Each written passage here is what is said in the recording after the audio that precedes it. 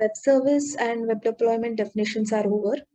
So now let us go forward and create a new file under K8, save it, and let us name it as Postgres deployment.yaml. So let us close this related to web and main. So we have to write the details about the Postgres deployment too, because we want a pod for the database, right?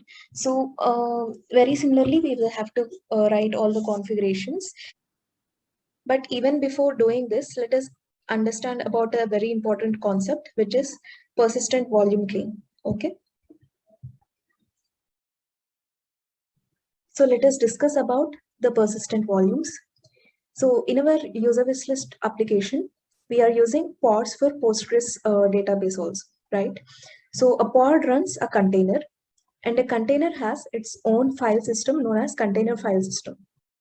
When a write request comes to the container, it writes the data in the volume of the container file system. Now, what if the container crashes? Well, as we configured the deployment to make sure that at least a certain number of pods are always up and running, the deployment creates a new pod and the old container file system is gone. So the old data is also lost, right?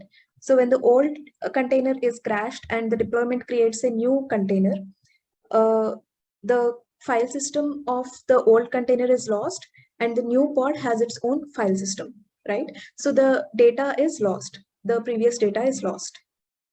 Here comes the use of persistent volumes to rescue.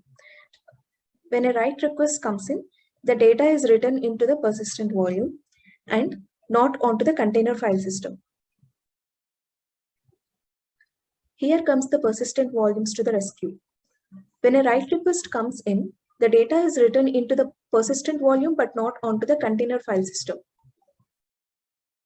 So even if the pod crashes, the data is persisted on the persistent volume. When the pod crashes, the deployment could create a new pod, and this new pod will use the same persistent volume. Hence, the persistent volumes isolate the data from the containers, and thus the problem of data loss is solved.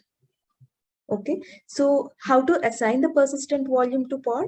Well, it is very easily done with the help of the YAML configuration files again.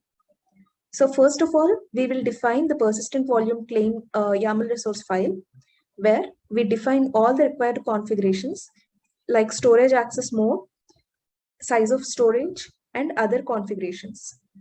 Second, we attach this persistent volume claim to the Postgres pod. Finally, the Kubernetes gets the requested storage as per the claims of the persistent volume claim configuration file.